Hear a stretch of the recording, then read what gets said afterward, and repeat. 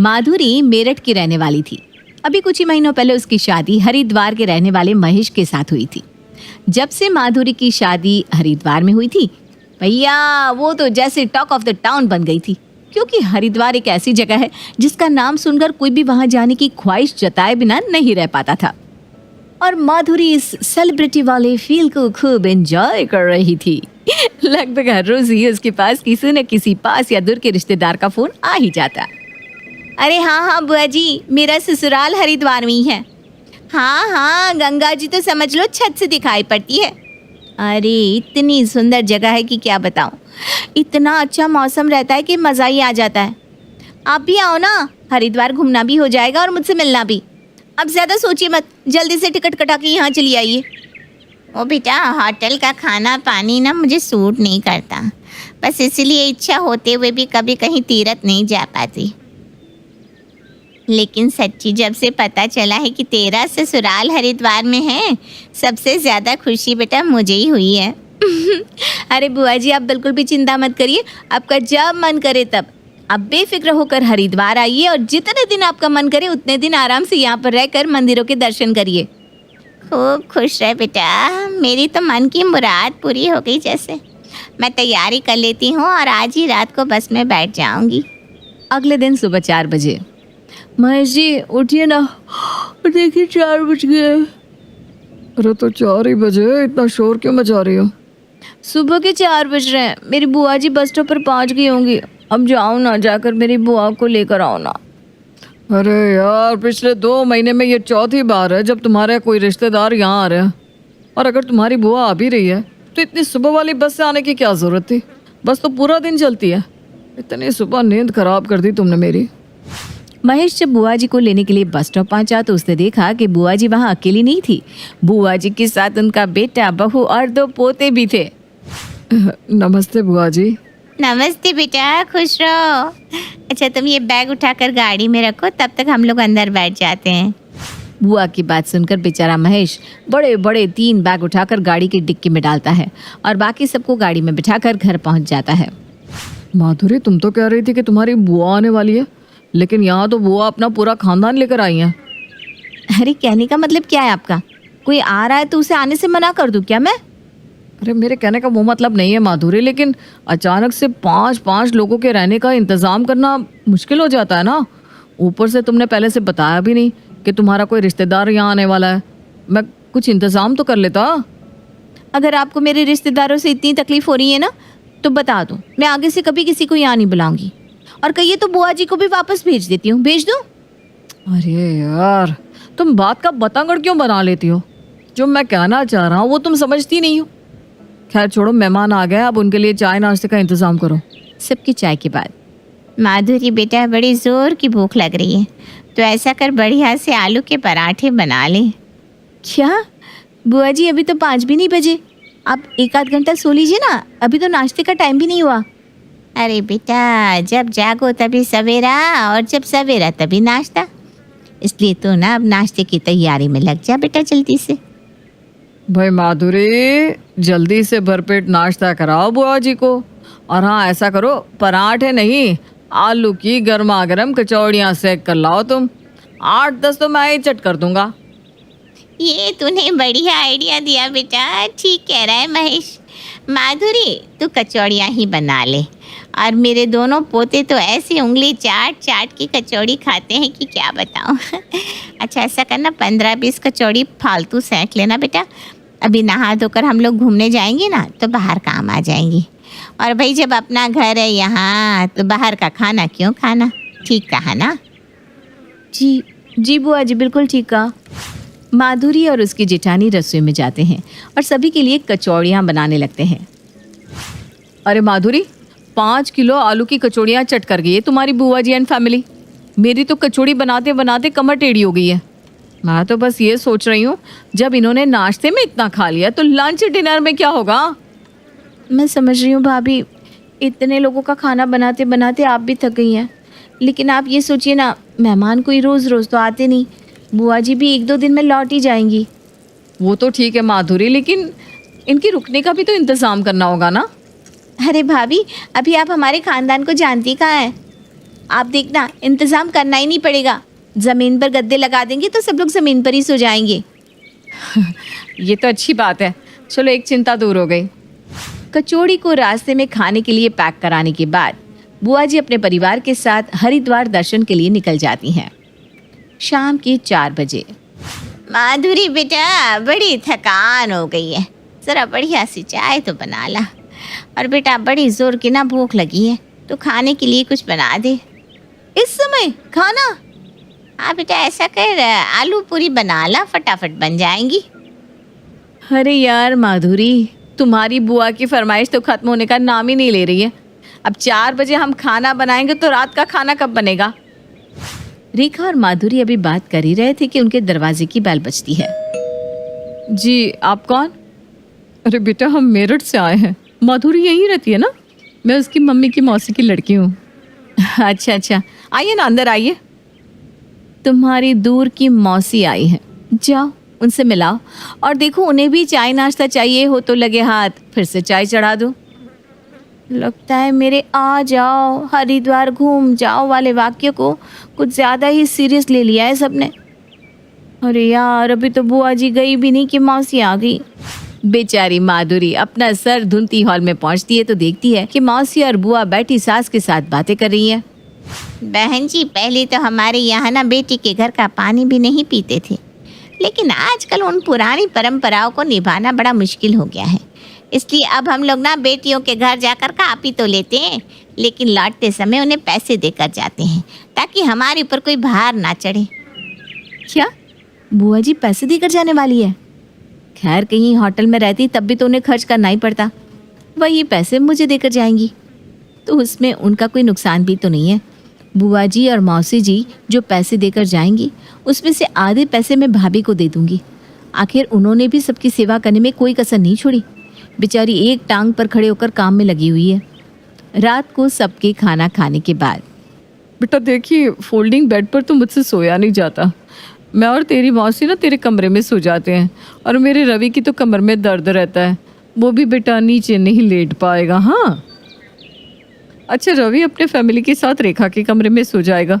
1-2 दिन के लिए तुम लोग एडजस्ट कर लेना। रेखा और माधुरी दोनों के कमरों पर बुआ जी के परिवार ने कब्जा कर लिया था। बेचारी रेखा और माधुरी अपने पति के साथ तकिया और चादर लेकर हॉल में आ गई थी। क्या कह रही थी तू? नीचे बिस्तर लगा देंगे और सब लोग उसी में एडजस्ट कर लेंगे। हो गया एडजस्ट? अब अपने घर में हमें एडजस्ट करना पड़ रहा है। आप चिंता मत करो ना भाभी, 2 दिन हो गए हैं। मुझे लगता है कल तक तो बुआ जी वापस चली ही जाएंगी। मौसी और बुआ को तो जैसे पिकनिक स्पॉट मिल गया था। रोज सुबह वो ठूस ठूस कर नाश्ता करने के बाद 8-10 पराठे पैक करवा के घूमने के लिए निकल जाते और फिर वापस आकर एक बार जमकर दावत उड़ाते। 1 सप्ताह बीत गया था, लेकिन ना तो बुआ माधुरी के घर से हिलने का नाम ले रही थी और ना ही मौसी। खाना बनाते बनाते माधुरी और रेखा की हालत एकदम पस्त हो गई थी। महेश जी, अब तो मेरी हिम्मत जवाब दे गई है। बहुत हो गई रिश्तेदारी, अब कैसे भी करके इन्हें यहाँ से वापस भेजो ना। अच्छा, भलाई लेने के लिए सबको अपने घर बुलाओ तुम और वापस मैं भेज दूँ, ताकि सब यही समझे कि उनके यहाँ आने से मुझे समस्या है। जब मैं तुम्हें समझाता था तब तो तुम मुझे ही कहती थी अगर रिश्तेदार कुछ दिन के लिए यहाँ आ भी जाएंगे तो मुझे क्या फ़र्क पड़ जाएगा। तो ठीक है ना, अब क्या दिक्कत है, करो रिश्तेदारों की खातिरदारी। अरे थक गई हूँ मैं। अब तो कोई मुझे मेरा एड्रेस भी पूछेगा ना तो मैं उसे ये नहीं कहने वाली कि मैं हरिद्वार में रहती हूँ। पता नहीं कब कौन कहाँ से टपक जाए। मुझे तो ऐसा लग रहा है कि रिश्तेदार होटल का पैसा बचाने के लिए हमारे यहाँ आकर रुक रहे हैं। चलो, देर से ही सही तुम्हारी आंखें तो खुली। अच्छा ठीक है, मैं तुम्हें आइडिया बताता हूँ कि क्या करना है। महेश माधुरी के कान में कुछ समझाता है। कुछ देर बाद, बुआ जी, मौसी, चाहती तो मैं यही थी कि आप लोग अभी कुछ दिन और यहाँ रुके, लेकिन मुझे ना आज ही महेश के गांव के लिए निकलना होगा। गांव में इनकी काकी की तबीयत ठीक नहीं है। कोई बात नहीं बेटा, तो अपना मन छोटा मत करना, हम फिर आ जाएंगी। अभी तेरा गांव जाना ज़्यादा ज़रूरी है। अच्छा, हम सामान पैक कर लेते हैं, बस तो हमें मिल ही जाएगी। सारे मेहमान सामान पैक करके जाने लगते हैं। देख बेटा, वैसे तो बेटी के घर का खाना नहीं चाहिए, लेकिन ये पापी पेट तो खाना मांगता ही है ना। चल, ये रुपए मेरी तरफ से रख ले, समझना बुआ ने अपने खाने का कर्ज उतार दिया। 10 रुपए? हाँ बेटा, यही तो बात है। बड़े बुजुर्ग जो करते हैं उसमें सबकी भलाई छिपी होती है। हमारे यहाँ यही रिवाज है, अमीर हो या गरीब, बेटियों को विदाई में बस 10 रुपया ही देगा, ताकि कोई अपने को छोटापन महसूस ना करने पाए। ये तो बुआ और मौसी ने मेरे साथ मोए मोए कर दिया। 10 रुपए कौन देता है? इससे अच्छा ना देती वही ठीक था। खैर, बड़ी मुश्किलों से पूरे 1 सप्ताह के बाद मेहमान अपने घर की ओर लौट गए थे। रेखा और माधुरी की आंखें खुशी से बस बरसने ही वाली थी कि तभी एक बार फिर उनके दरवाजे पर डिंग डोंग कांपते हाथों से माधुरी दरवाजा खोलती है और ये क्या है, दरवाजे के सामने माधुरी की चाची की बहन की मौसी की लड़की खड़ी दिखाई देती है। और फिर इसके आगे की कहानी तो आप जानती ही हैं। काफी समझदार हैं आप। सुषमा नाम की लड़की एक बार चोरी के इल्जाम में जेल में बंद थी।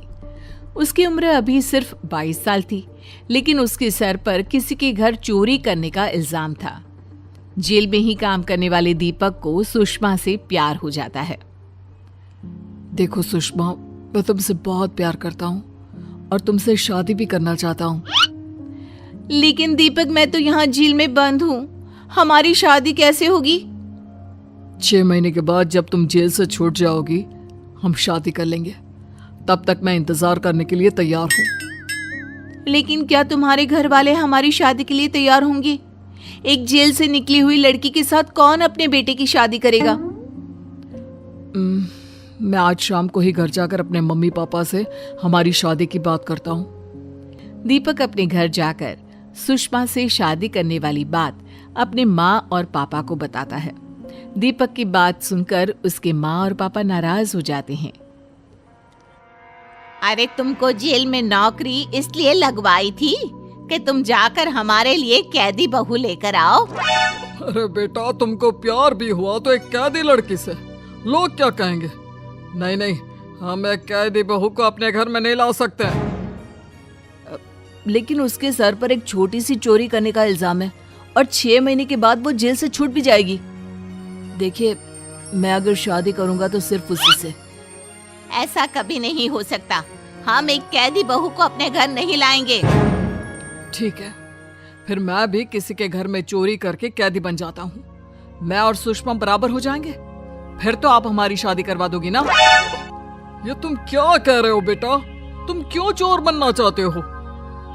देखिए पापा, अगर आपने मेरी शादी सुषमा से नहीं करवाई तो मैं भी चोर बन जाऊंगा। अच्छा ठीक है, ठीक है। 6 महीने बाद हम तुम्हारी शादी इस लड़की से करवा देंगे। 6 महीने के बाद जब सुषमा जेल से छूटकर बाहर आती है तो दीपक की माँ और पापा सुषमा और दीपक की शादी कराने की तैयारी करते हैं। सुषमा मंडप में जेल वाले कपड़े पहनकर पहुंच जाती है। अरे सुषमा, तुम दुल्हन का जोड़ा पहनने की बजाय कैदी वाले कपड़े पहनकर क्यों आ गई? वो क्या है ना मम्मी जी, मुझे अब यही कपड़े अच्छे लगने लगे हैं। इतने समय से जेल में हूं ना, तो मुझे और कुछ अच्छा ही नहीं लगता। अरे रहने दो ना माँ, अगर उसको ये कपड़े अच्छे लगते हैं तो यही सही। ये सब क्या हो रहा है? मेरी कुछ समझ में नहीं आ रहा। पहले कैदी बहू और अब उसके कैदी कपड़े। हैं भगवान! दीपक के मम्मी पापा अपनी कैदी बहू को घर लेकर आ जाते हैं। सुषमा सारा दिन कैदी वाले कपड़े पहनकर ही रहा करती थी। ये देखकर सब लोग उसका मजाक बनाते थे। सुषमा, बात में अपना कमरा दिखा देता हूँ। अरे ये कैसा कमरा है? यहाँ तो एसी लगा है, बेड है, दीवारें इतनी सुंदर है, और ये दरवाजा, ये तो लकड़ी का है। अरे सुषमा, तो कमरे तो ऐसे ही होते हैं ना। तुम बताओ, तुम्हें कुछ स्पेशल चाहिए क्या? वो क्या है ना दीपक, मैं इतने टाइम से जेल में रही हूँ ना, तो यहाँ दरवाजे की जगह ना सलाखें लगवा दो, एसी, बेड सब कुछ हटा दो। इसको ना बिल्कुल जेल की कोठरी के जैसा बना दो। मैंने तो पहले ही कहा था, घर में कैदी बहू लेकर आएगा तो यही सब होगा। देखो, तुम्हारी कैदी बीवी घर में नहीं जेल में रहना चाहती है। जेल में, इसे वहीं छोड़कर आ जाओ। सुषमा की हरकतों से अब दीपक भी थोड़ा थोड़ा परेशान होने लगता है, लेकिन फिर भी दीपक सुषमा से बहुत प्यार करता है और उसके लिए जेल की कोठरी के जैसा कमरा भी बनवा देता है। कुछ दिनों के बाद दीपक के घर में चीजें अचानक से गायब होने लगती है। अरे बेटा, कल ही बैंक से 10,000 निकलवा कर लाया था, यही टेबल पर रखे थे, अचानक पता नहीं कहाँ चले गए। पापा, हो सकता है आप कहीं रखकर भूल गए होंगे, एक बार चेक कर लीजिए। लेकिन पैसे नहीं मिले। कुछ दिनों बाद, बेटा मेरी एक सोने की अंगूठी नहीं मिल रही, ये हमारे घर में हो क्या रहा है? माँ, कुछ दिन पहले पापा के 10,000 गायब हो गए थे और अब आपकी सोने की अंगूठी, मेरी तो कुछ समझ में नहीं आ रहा। कुछ दिनों के बाद एक दिन दीपक को अचानक से सुषमा अपनी माँ के बेडरूम में कुछ करते हुए नजर आती है। अरे सुषमा, तुम माँ के कमरे में क्या कर रही हो? कुछ भी तो नहीं दीपक, मैं तो बस यहाँ कुछ पैसे रखी थी ना, तो उसे चुराने की कोशिश कर रही थी। अरे तुम पैसे चुरा रही थी और ये बात तुम इतनी आसानी से मुझे बता रही हो? वो क्या है ना, मैं ठहरी चोर और कैदी लड़की, जब तक मैं ऐसा कुछ कर नहीं लेती ना, तब तक मेरा मन नहीं लगता। क्या पापा के 10,000 और माँ की सोने की अंगूठी भी तुम्हारे पास है? हाँ हाँ, बिल्कुल ठीक समझा। इस घर से जितनी भी चीजें गायब हुई हैं, सब मेरे पास है। देखो सुषमा, तुम वो सारी चीजें माँ को वापस लौटा दो, वो तुम्हें माफ कर देंगी। अरे नहीं नहीं नहीं, मुझे जेल में रहना है। जब तक तुम मुझे जेल में रहने की परमिशन नहीं देते, मैं किसी चीज को वापस नहीं देने वाली। ये बात दीपक की माँ और पापा को पता चलती है तो बुरी तरह परेशान होने लगते हैं। हाय हाय, मैंने तो पहले ही कहा था ऐसी कैदी बहू लाने की क्या जरूरत है, दुनिया में क्या लड़कियों की कमी थी। उसके बाद दीपक सुषमा को समझाने की कोशिश करता है और सुषमा भी समझ जाती है। वो एकदम नॉर्मल लड़कियों की तरह बिहेव करना शुरू कर देती है। अब उसने जेल वाले कपड़े भी पहनना बंद कर दिया था। ये देखकर दीपक और उसके माँ बाप सब लोग काफी खुश हो जाते हैं और कुछ दिनों के बाद वो सब एक पार्टी में किसी मेहमान के घर मिलने के लिए जाते हैं। तभी पार्टी में शोर मच जाता है क्योंकि किसी औरत का एक छोटा सा बच्चा गायब हो जाता है। अरे मेरा बच्चा कहाँ गया? अभी अभी तो यहीं खेल रहा था, कहाँ गया मेरा छोटा सा बच्चा? चलो हम सब मिलकर आपके बच्चे को ढूंढने की कोशिश करते हैं, यहीं कहीं होगा। पार्टी में मौजूद सारे लोग उस छोटे से बच्चे को ढूंढने के लिए इधर उधर दौड़ते हैं। तभी एक कमरे के अंदर से उस बच्चे की रोने की आवाज आती है। सब मिलकर उस बच्चे को बाहर निकालते हैं। अरे बेटा, तुम यहाँ क्या कर रहे हो और तुम्हें यहाँ पर किसने बंद कर दिया?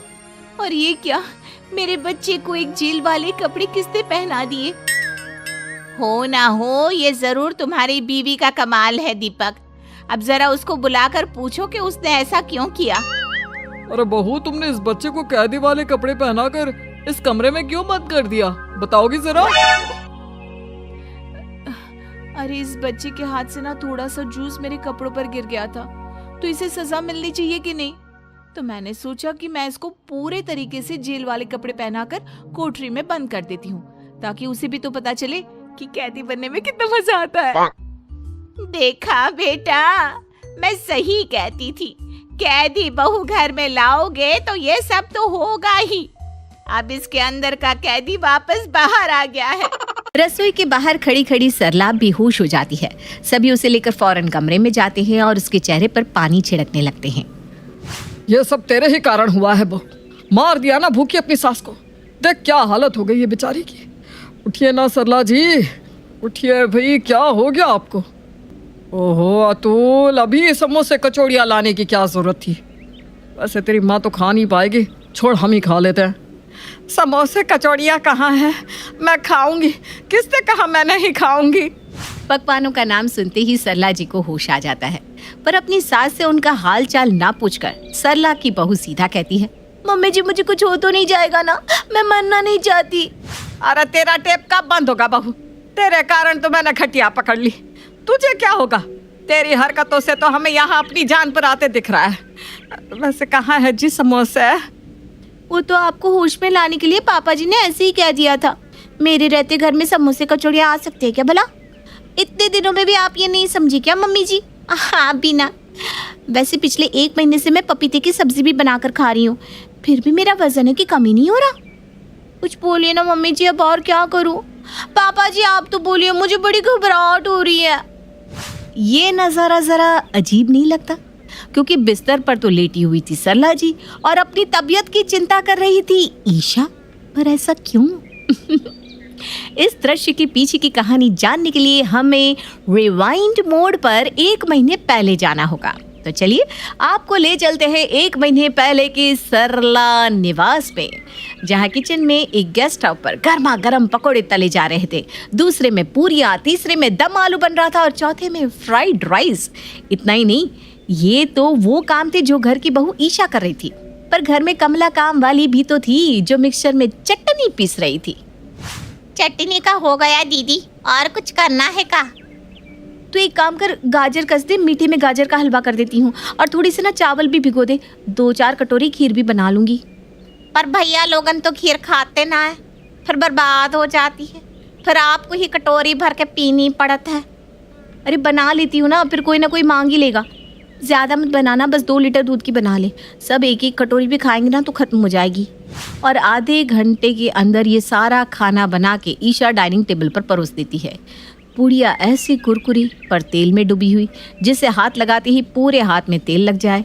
घी में डूबा हुआ गाजर का हलवा, ड्राई फ्रूट्स और मलाई मार के खीर, दम आलू मसालेदार, जिसे देखते ही मुंह में पानी आ जाए।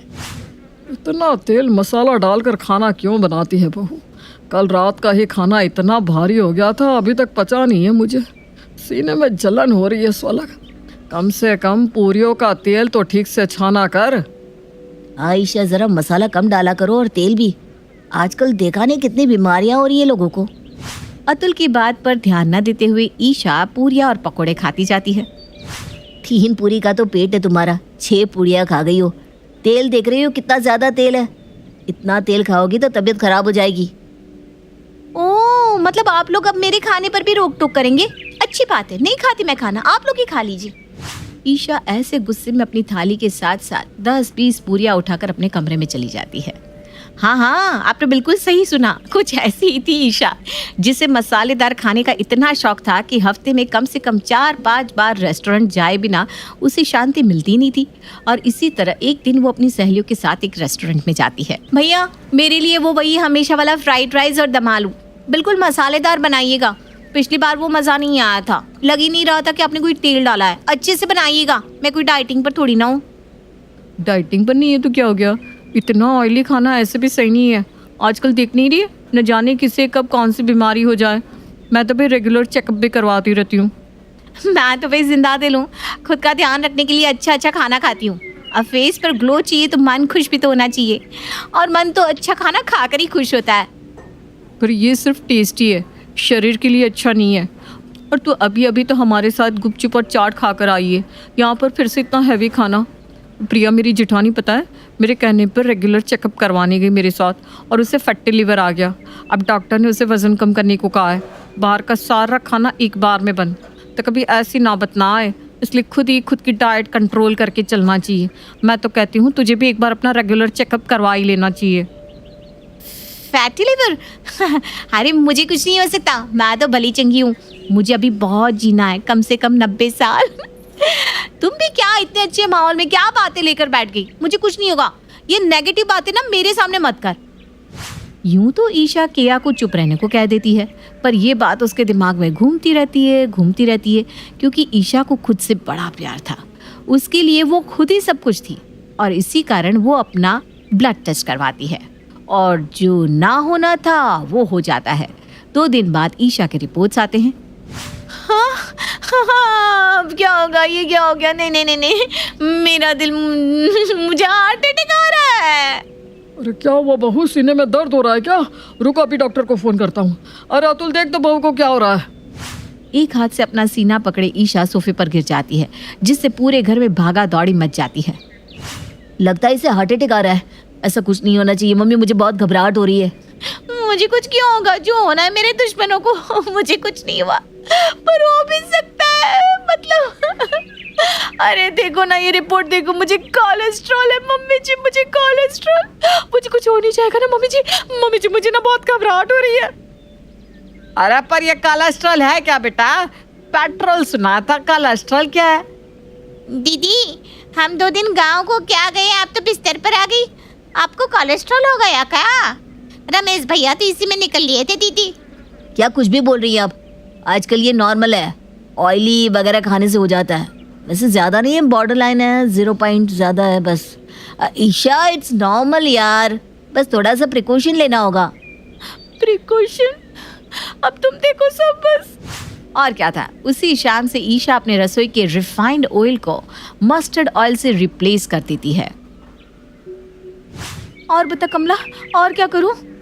अरे वो दीदी, ये ना आपने सही किया, सरसों का तेल खाओ और बीमारी दूर भगाओ। मेरे घर पर तो हम सब यही सरसों का तेल शरीर पर लगाते हैं, कोई लोशन वोशन नहीं लगाती। वही खाओ, वही लगाओ। पर खाने का टेस्ट अगर बदल गया तो सभी को शक नहीं हो जाएगा कि मैंने सारा खाना सरसों के तेल में बनाया है? और जो अंदर 5-5 लीटर के रिफाइंड ऑयल के नए नए पैकेट है, उसका क्या होगा? अब तो दुकान वाला भी उसे वापस नहीं लेगा। हम है ना दीदी, काहे का टेंशन लेती हो तुम?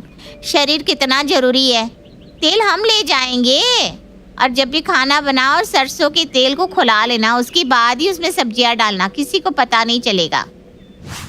यूं तो कोलेस्ट्रॉल ईशा को हुआ था, पर वो घर के सभी लोगों का खाना सरसों के तेल में बनाकर उन्हें परोस देती है। आज खाने का स्वाद जरा अलग नहीं लग रहा। आपको तो हर चीज में कुचरनी है। बना दिया ना खाना, बस तेल मसाला कम डाला है, खा लीजिए चुपचाप। आप ही रोज रोज रोते थे कि तेल बह रहा है, खाने से तेल बह रहा है। आप क्यों बोल रहे हैं? तेल मसाला। ईशा फौरन किचन में जाती है और कमला से इस बारे में बात करती है। कमला, तू तो जानकार है, बता देना, मसाले भी कम कर दूं क्या? करने ही पड़ेंगे ना दीदी। तेल कम कर लिया, मसाला नहीं तो कहाँ से फ़ायदा होगा? लीवर ना कमज़ोर पड़ जाता है। मैं आपके लिए अपने गांव से दिल की बीमारी में फ़ायदा करने वाला पत्ता ले आऊँगी, उससे आपके शरीर में ना ताजगी रहेगी और लीवर में भी फ़ायदा होगा। कमला के ये कहने की देरी थी कि रात के खाने में बनी रोटियों से घी और सब्जियों से मसाला छू गायब हो जाता है। ये कैसा खाना बनाया है कमला? मुझे कोलेस्ट्रॉल हुआ है क्या, जो रोटियों में घी तक नहीं लगा? इसमें हम क्या करें भैया? दीदी ने कहा था अगर सबकी रोटियों में घी लगता देखेगी तो उन्हें भी घी की रोटियां खाने का मन करेगा, इसलिए अब से किसी की भी रोटियों में घी नहीं लगेगा। और ये किस पत्ते की सब्जी बनाकर रख दी? लग रहा है पेड़ से पत्ता तोड़कर उबाल कर प्लेट में रख दिया। अबे तुम लोगों को जो करना है करो, ऐसा खाना खाकर मुझे बिस्तर पर नहीं पड़ना। मैं जो मिर्ची का अचार लेकर आया था वही अचार और रोटी दे दो भाई मुझे। लग रहा है मैं कोई गाय हूँ जिसके आगे चारा रख दिया गया है। ऊपर से इस सब्जी में सरसों के तेल की महक भी आ रही है। अरे बहू, कहीं तूने खाना गलती से सरसों तेल से तो नहीं बना दिया? फूट गया भांडा। हाँ मम्मी जी, वो मेरा कोलेस्ट्रॉल बढ़ गया है ना, तो मैंने किचन से रिफाइंड तेल हटा दिया। अरे यह क्या बात हुई बहू? कोलेस्ट्रॉल तुझे हुआ है, हमें नहीं। जा मेरी रोटी पर घी लगा कर ला। वो मैंने सारा घी भी ना घर से हटा दिया, अब इतनी रात में कहाँ से घी लेकर आऊँ? और ईशा के पूरे ससुराल वालों को बीमारों वाला खाना खाकर ही सोना पड़ता है। रात को ईशा जब किचन की सफाई कर रही थी तो उसे बड़ी तेज भूख लगती है। सुबह से तो बहुत परहेज कर लिया, कमज़ोरी सी भी आ रही है। इस तरह से परहेज करती रहूँगी तो फिर तो मैं और बीमार पड़ जाऊँगी। 23 घंटे परहेज करने के बाद अगर ड्राई फ्रूट्स वाला हलवा बनाकर खा ही लिया तो कौन सी कोई आफत आ जाएगी? है भाई, खा ही लेती हूँ। और सभी को पनीर का खाना खिलाने के बाद ईशा खुद ड्राई फ्रूट्स का, गाजर का हलवा बनाकर खाकर सो जाती है। अगली सुबह जब सरला अपने कमरे में सो रही थी तो मैं की आवाज़ से उसकी आंख खुलती है। वो देखती है कि उसके कमरे में एक बकरी आ गई है। अरे ये बकरी हमारे कमरे में कैसे आ गई? अरे अतुल, जा तो इस बकरी को जल्दी से बाहर निकाल। तभी कमला और ईशा वहाँ भागती हुई आती है। बकरी यहाँ घूमती हुई नहीं आई है मम्मी जी, इसे मैंने बुलाया है। इसका मालिक हमें दूध देगा। बकरी का दूध ना लीवर के लिए बहुत अच्छा होता है, तो मैंने सोचा क्यों ना अब चाय बकरी के दूध की बनाई जाए। मैं जा रहा हूँ बाहर, टपरी पर चाय पी लूंगा। बीमारों वाला खाना कम था जो अब तुम लोग चाय पानी पर भी पाबंदी लगाने लगे।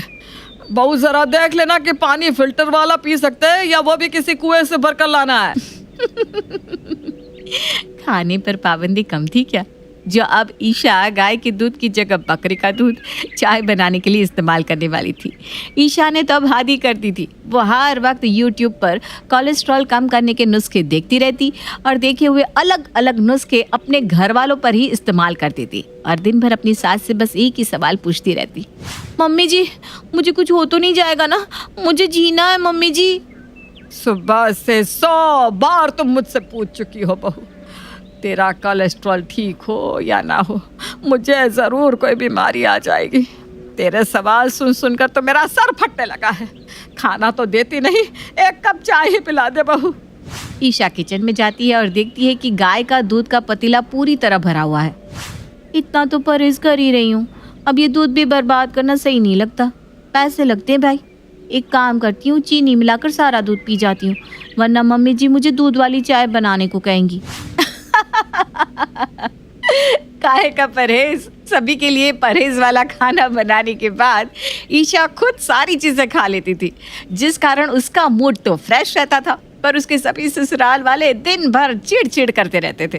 पर अब उसकी ये हरकतें मोहल्ले वाले तक को पता चल चुकी थी, इसलिए अब उसके घर कोई मेहमान भी आता तो खुद अपना टिफिन अपने साथ ही लेकर आता था। और इसी तरह एक दिन सरला की कुछ सहेलियां उसके घर आती है। जा बहू, मेहमानों के लिए चाय नाश्ता लेकर आ। चाय नाश्ता, वो भी तेरे हाथों का? नहीं नहीं बेटा, तू रहने दे। हम लोगों को तेरी सास की तरह अपनी आंखों के नीचे डार्क सर्कल नहीं करवाने। हम ना अपना टिफिन लेकर आए हैं, तो बस पानी दे दे, वो भी अगर नॉर्मल वाटर हो तो दे दे, वरना तेरा बस चले तो तू कोलेस्ट्रॉल फ्री पानी ही पिला दे हम लोगों को। ईशा कभी बाहर जाकर कुछ खा लेती तो कभी कमला से कुछ मंगवा लेती, और इसी तरह परहेज का खाना खा खा कर उसकी ससुराल वालों को 1 महीना पूरा हो जाता है। और एक सुबह करहाती हुई सरला रसोई के दरवाजे तक अपनी बहू के पास जाती है। कोई अच्छी सब्जी और पूरियाँ खिला दे बहू, ये पपीते की सब्जी खा खा कर पूरे मुंह का स्वाद बिगड़ गया है।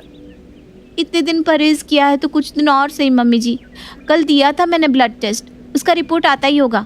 अगर रिपोर्ट में सब सही रहा ना तो अच्छा खाना बना दूंगी मम्मी जी। और बात करती हुई रसोई के बाहर खड़ी सरला बेहोश हो जाती है। सभी उसे लेकर फौरन कमरे में जाते हैं और उसके चेहरे पर पानी छिड़कने लगते हैं।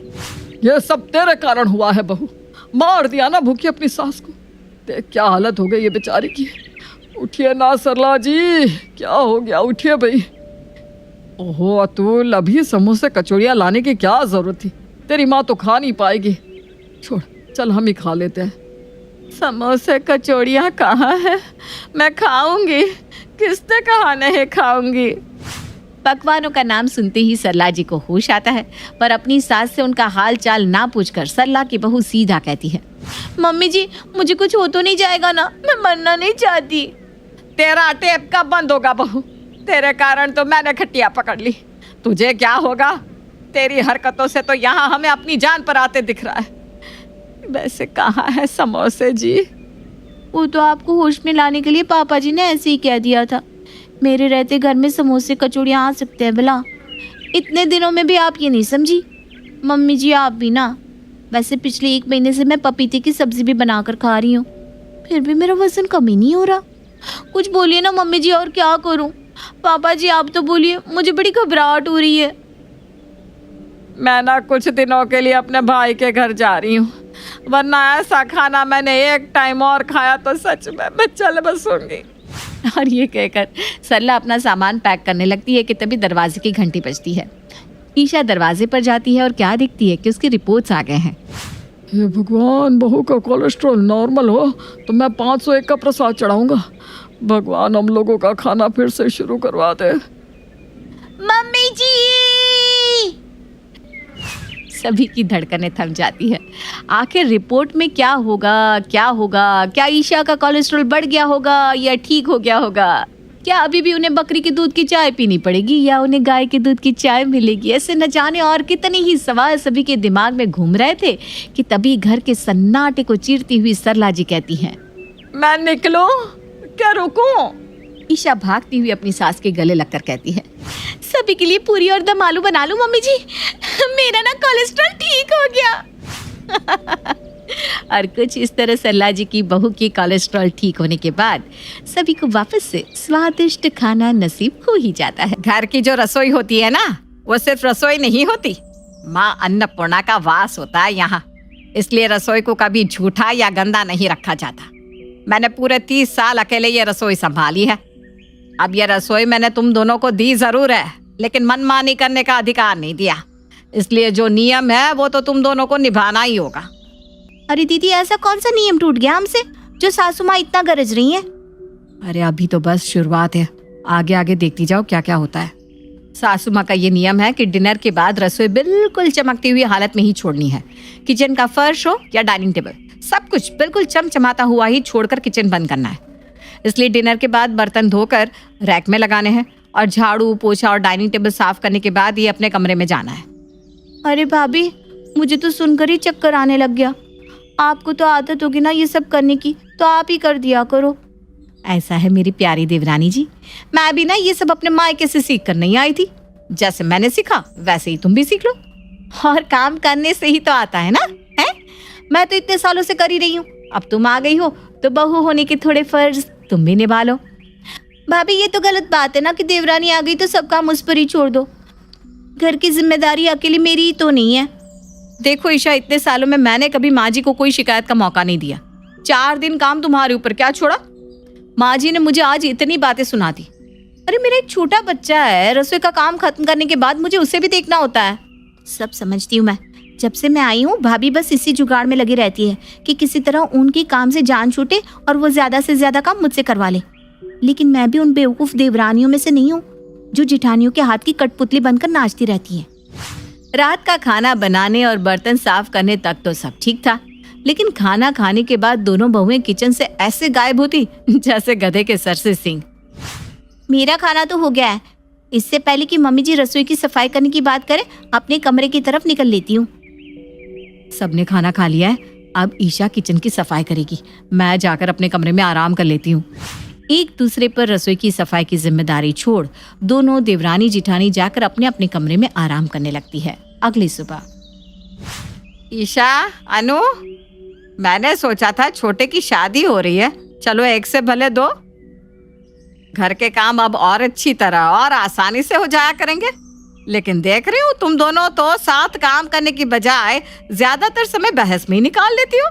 अरे शर्म तो आई नहीं होगी, हैं? बासी रसोई छोड़कर अपने कमरे में जाते हुए। ईशा, मैंने तुम्हें जिम्मेदारी दी थी ना कि रसोई की सफाई तुम करोगी। भाभी, मैंने तो उसी समय कह दिया था ना, मैं अकेले ये जिम्मेदारी नहीं लेने वाली। अरे चुप करो दोनों, अब फैसला मैं करूंगी।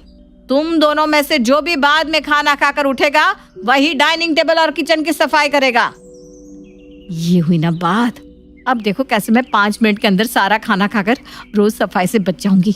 ये तो बड़ा आसान काम है। अब तो भाभी को ही रोज सफाई करनी होगी क्योंकि मैं उनसे पहले ही खाकर उठ जाऊंगी। अगले दिन डाइनिंग टेबल पर, ये लीजिए भाभी, थोड़ी खीर और खाइए, मैंने अपने हाथों से बनाई है। तेरी चालाकियां मैं खूब समझ रही हूँ ईशा रानी। आज ये इतनी चाशनी तेरी जुबान से क्यों टपक रही है? ये खीर तू मुझे इसलिए खिला रही है ताकि मैं देर तक यहाँ बैठकर खाती रहूं और तू अपना खाना खत्म करके चुपचाप निकल ले। अरे वाह ईशा, खीर तो वाकई बहुत अच्छी बनी है। अच्छा तुम भी ना एक रोटी और ले लो, देखो ना कैसी दुबली होती जा रही हो। अगर ऐसे ही कमजोर हो गई तो घर के काम में मेरी मदद कौन कराएगा? तुम ये समझ लो कि ये रोटी मैं तुम्हें अपने फायदे के लिए खिला रही हूँ। ये सच्ची बात निकल गई भाभी आपके मुंह से। खिला तो आप अपने फायदे के लिए ही रही हैं, बस ये तो प्यार का मक्खन लगा रही है। इसमें झूठ का कोलेस्ट्रॉल थोड़ा ज्यादा है जो मुझे पच नहीं रहा।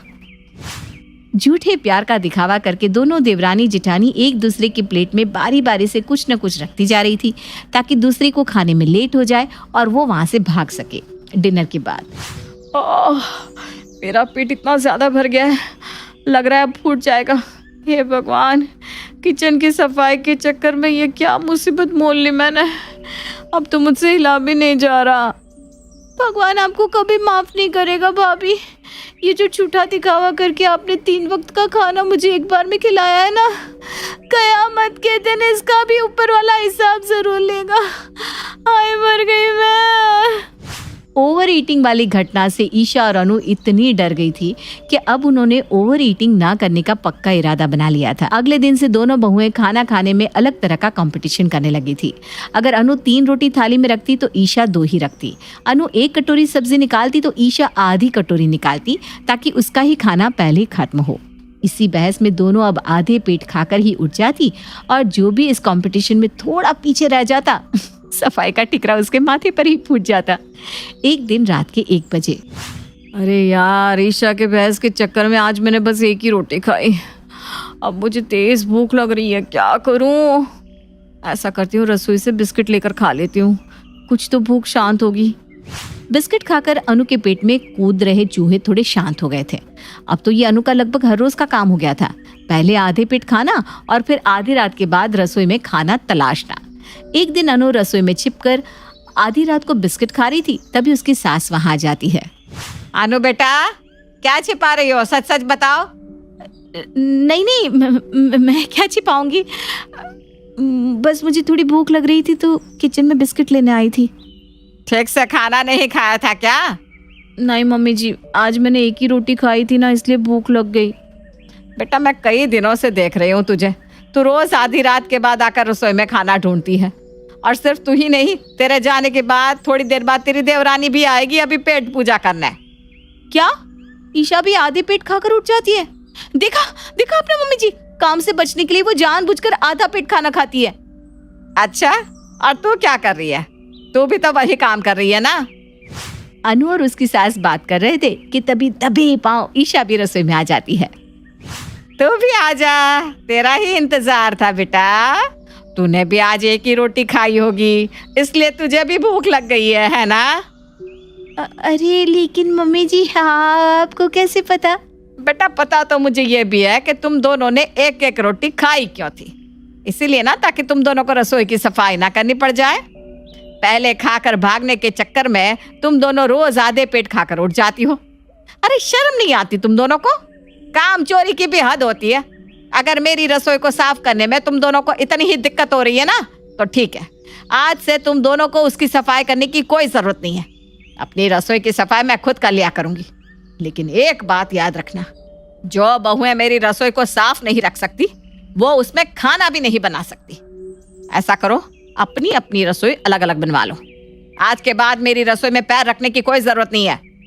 अरे मम्मी जी, आप तो नाराज हो गई। बेटा, नाराजगी वाली कोई बात नहीं है। जो मैंने कह दिया सो कह दिया। आज के बाद तुम दोनों मेरी रसोई में खाना नहीं बनाओगी। मैं खुद अपना खाना बनाऊंगी और उसकी साफ सफाई भी करूंगी। तुम दोनों को अपने अपने पति और बच्चों के लिए खाना बनाना हो तो अपनी रसोई अलग बनवा लो। अरे ये क्या मुसीबत गले लग गई। अब अगर अभिषेक को पता चल गया कि सफाई की वजह से मम्मी जी ने हमारी रसोई अलग की है, तो सारी बातों का बिल मेरे नाम पर ही फट जाएगा। नई रसोई बनवाने का मतलब है कम से कम 50,000 का खर्चा। इतना पैसा आएगा कहाँ से? हरीश जी को खर्चे का पता चला तो मेरी शामत ही आ जाएगी। तेरी भलाई इसी में है अनु कि माँ जी के पैर पकड़कर माफी मांग ले और इस मामले को यही रफा दफा कर दे। मुझे माफ कर दीजिए मम्मी जी, आज से आपको शिकायत का कोई मौका नहीं मिलेगा। रसोई की सफाई करना कौन सी बड़ी बात है, हम दोनों मिलकर कर लिया करेंगे, है ना ईशा? हाँ मम्मी जी, माफ़ कर दीजिए हमें। भाभी एकदम सही कह रही है, हम दोनों मिलकर कर लिया करेंगे। ऐसा करते हैं भाभी, एक दिन सफाई आप कर देना, एक दिन मैं कर दूंगी। बोलिए मंजूर? अरे बिल्कुल मंजूर, इसमें तो शक की कोई बात ही नहीं है। मिलकर करने से ही तो काम होते हैं, क्यों माँ जी? अगर यही समझदारी वाली बात तुम दोनों को पहले समझ में आ जाती तो इतनी सब महाभारत करने की जरूरत ना पड़ती। चलो ठीक है, कर दिया माफ। तो दोस्तों, इनके घर में तो ये मुद्दा सुलझ गया, लेकिन कहीं आपके घर में भी तो ऐसे ही काम को लेकर खींचतान नहीं होती? कमेंट करके जरूर बताइएगा, क्योंकि ये तो है कहानी घर घर की।